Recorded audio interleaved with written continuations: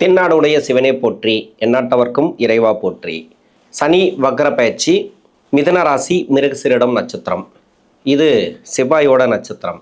மிதுன ராசிக்காரர்களுக்கு 10ஆம் இடத்துல சனி பகவான் வக்ரமாகிறார். வக்ரமாகக்கூடிய நட்சத்திரம் அப்படின்னாக்கா ரேவதி நட்சத்திரம், உத்திரட்டாதி நட்சத்திரம். அதாவது ரேவதி நட்சத்திரம் 2ஆம் பாதத்திலேருந்து உத்திரட்டாதி நட்சத்திரம் 2ஆம் பாதம் வரைக்கும் போவார். இது யாருடைய நட்சத்திரம் அப்படின்னா ராசிக்கு 4ஆம் அதிபதியோட நட்சத்திரம். அதாவது ரேவதி நட்சத்திரம் அப்படின்றது புதனோட நட்சத்திரம். 8ஆம் அதிபதி நட்சத்திரம் சொல்லக்கூடிய 9ஆம் அதிபதி நட்சத்திரம் சொல்லக்கூடிய சனியுடைய நட்சத்திரம். இந்த 2 நட்சத்திரமும் யோகாதிபதிகளோட நட்சத்திரம் தான். 10ல் ஜீவனஸ்தானத்தில் குருவுடைய பார்வையில் வக்ரமாகக்கூடிய காலம் எப்படி இருக்கும்? 10ல் சனி வந்த பிறகு நிறைய பேருக்கு தொழில் தடையை கொடுத்துருக்கலாம், வேலையில் சிக்கலை கொடுத்துருக்கலாம். அஷ்டம சனியில் கூட நான் நல்லா இருந்தேன் சார், ஆனால் அஷ்டம சனி முடிஞ்ச பிறகு தான் கொஞ்சம் கொஞ்சமாக எனக்கு தொழில் வளர்ச்சி இல்லாமல் போச்சு, வேலையில் சிக்கலை கொடுத்தது, அந்த வேலை மாற்றத்தை கொடுத்துட்டு அந்த வேலையில் வளர்ச்சி இல்லாமல் இருக்குது, வேலையில் கொஞ்சம் பிரச்சனைகளை வச்சுட்டே இருக்குது, வளர்ச்சி இல்லை, போட்டி இருக்குது, எதிர்ப்புகள் அதிகமாக இருக்குது. இது மாதிரி நிறைய சொல்லலாம். இன்னொன்று திருமணம் கூடி வரல, குடும்ப வாழ்க்கை கொஞ்சம் டவுனாக இருக்குது, ஒருத்தர் பேச்சு ஒருத்தர் கேட்கறதில்ல, இது மாதிரி நிறைய சிக்கலை கொடுத்துருக்கு.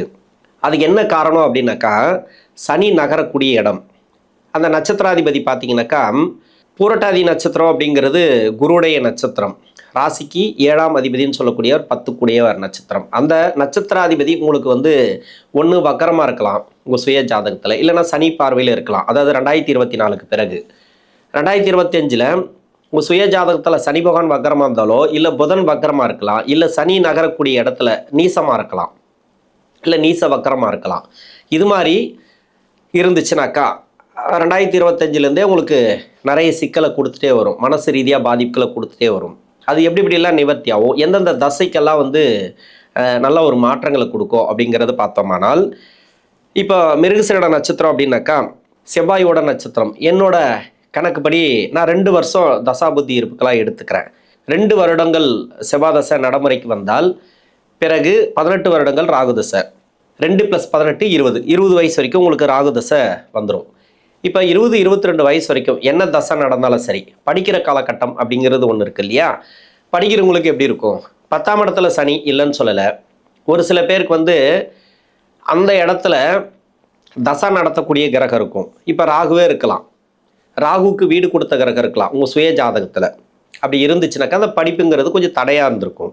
படிப்பில் உயர் மட்டத்துக்கு போகணும் அப்படின்னு நினச்சிருப்பீங்க, அது கொஞ்சம் டவுனாக இருக்கலாம், முயற்சிகளில் கொஞ்சம் தடையை கொடுத்துருக்கலாம். இது மாதிரி ஜென்ம ராசிக்கும் குரு இருந்தார் இல்லையா? சமீப காலமாக 2025லாம் நிறைய கஷ்டங்களை கொடுத்துருக்கும், நிறைய மன உளைச்சல்களை கொடுத்துருக்கும்.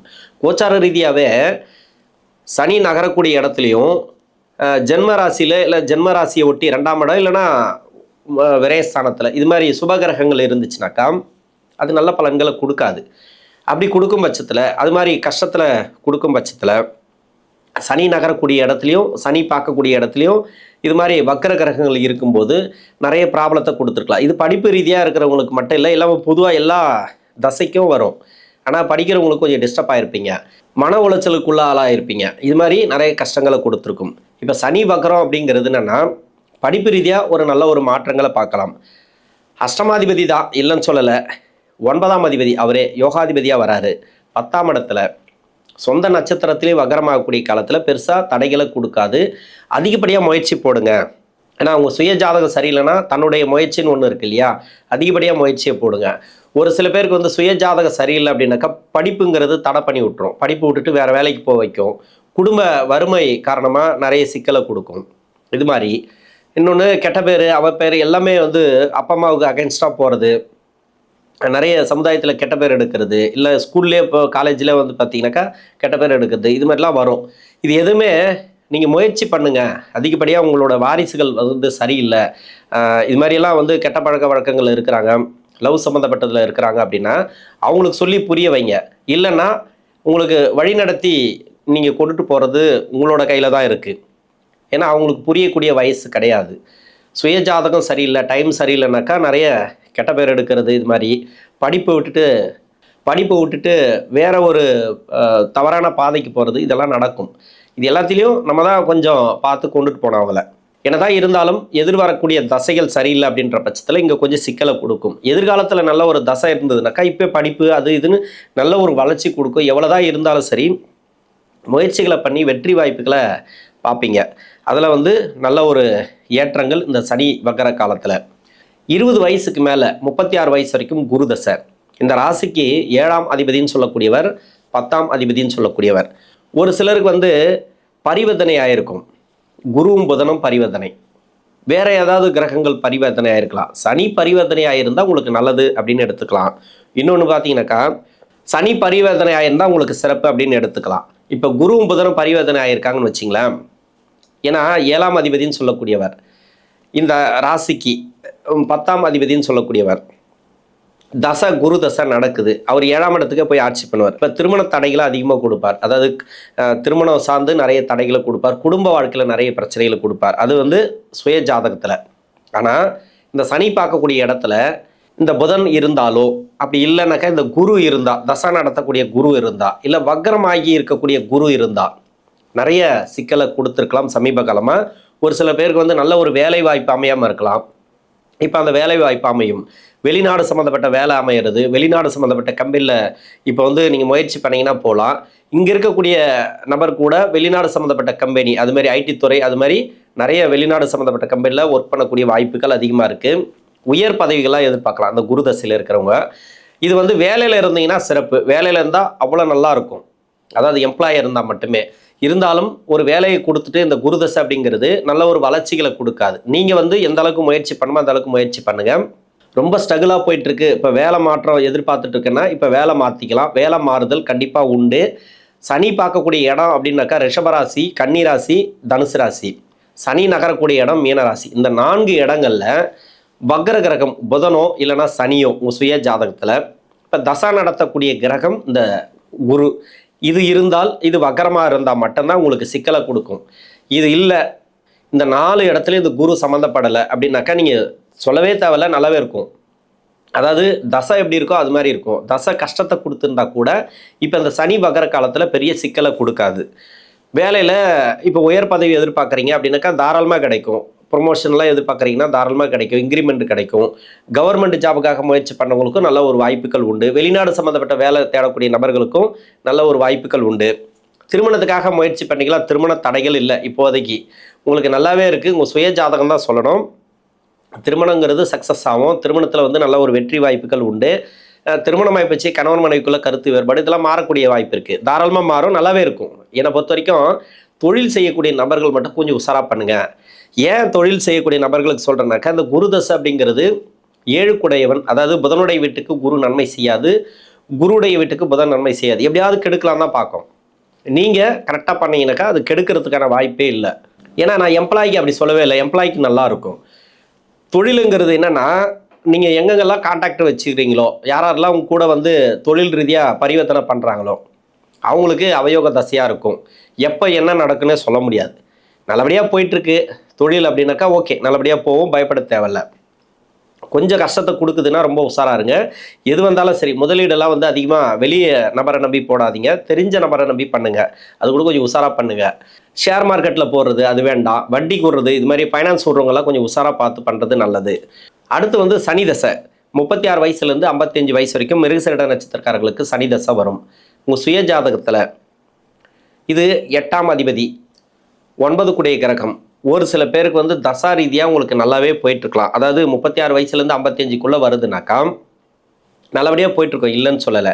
அஷ்டம சனியில் கஷ்டப்பட்டுருப்பீங்க. அஷ்டம சனி முடிஞ்ச பிறகு 9 10ஆம் இடத்துக்கு வந்துட்டார். எந்த வித மாற்றமும் இல்லை அப்படின்னாக்கா இப்போ குரு பயிற்சியும் 2ஆம் இடத்துக்கு வந்தார். சரியான மாற்றம் இல்லை அப்படின்னாக்கா உங்கள் சுய ஜாதகத்தில் ஒன்று சனி வக்கரமாக இருப்பார், இல்லைனா 8ஆம் இடத்துல இருந்து தசை பண்ணுறது. எல்லா கிரகத்துக்கும் 8ஆம் இடத்துலேருந்து தசை பண்ணிச்சுன்னா நல்லாயிருக்கும். 8ஆம் அதிபதி 8ஆம் இடத்துலேருந்து ஆட்சி பெற்று தசை பண்ணுறது ஒவ்வொரு ராசிக்கும் நல்லதுன்னு எடுத்துக்கலாம். எந்த ஒரு வீடாக இருந்தாலும் சரி 8ஆம் அதிபதி அந்த ஸ்தானத்திலே இருந்து ஆட்சி பெற்று தசை நடத்தினான்னா அந்த தசை அவ்வளோ சிறப்பாக இருக்கும். ஆனால் சனி தசை மட்டுமே 8ல் இருந்து தசை பண்ணிச்சுன்னா 8 கூடைய நல்ல பலனும் கொடுக்கும். அந்த 8ஆம் அதிபதி அஷ்டமாதிபதி இருக்கார் இல்லையா, ரொம்ப கஷ்டப்படக்கூடிய சூழ்நிலையும் கொடுக்கும். ரெண்டுமே சமமாக இருக்கும். அது மாதிரி தான் இருக்கும் அந்த சனி தசைங்கிறது. அதாவது அங்கே இருந்து தசை பண்ணுறவங்களுக்கு மட்டும், மற்றபடி வேற இடங்கள்லேருந்து நிறைய இடங்கள்லேருந்து தசை பண்ணலாம். ஒவ்வொருத்தருக்கும் ஒவ்வொரு மாதிரி இருக்கலாம். இருந்தாலும் சனி தசையில் முதல் 10 வருஷம் பின்னாடி 9 வருஷம் இந்த ராசியை பொறுத்த வரைக்கும் என்னன்னாக்கா, முதல் 10 வருஷம் நல்லது கொடுத்துரும். பின்னாடி வரக்கூடிய 9 வருஷம் அப்படிங்கிறது உங்கள் சுய ஜாதகத்தை பொறுத்து, அதாவது லக்ன யோகத்தை பொறுத்து. லக்னம் அப்படின்னா செவ்வாயோட லக்னம், சூரியனோட லக்னம், சந்திரனோட லக்னம், இது மாதிரி லக்னங்களுக்கு வந்துட்டிங்கனாக்கா, அந்த லக்னக்காரர்களாக வந்துட்டிங்கனாக்கா பின்னாடி 9 வருஷம் நல்லா இருக்கும் உங்களுக்கு. முன்னாடி 10 வருஷம் கஷ்டப்பட்டுன்னு வருவீங்க. இருந்தாலும் பின்னாடி வரக்கூடிய அந்த 9 வருஷம் இருக்கு இல்லையா, அதில் அந்த புத்தி நடத்தக்கூடிய கிரகங்கள் சனி பார்வையில் மாட்டுச்சுன்னா கொஞ்சம் சிக்கலை கொடுக்கும். இது உங்களுக்கு புரியாமல் கூட இருக்கலாம். நான் எப்படி சொல்கிறேன்னா, தெளிவாக சொல்கிறேன்னா, முதல் 10 வருஷம் ஆரம்பித்து நல்லபடியாக போயிட்டுருக்கு, நல்லாவே போகும். இப்போ சனி வக்கர காலம் உங்களுக்கு நல்லாவே இருக்கும்.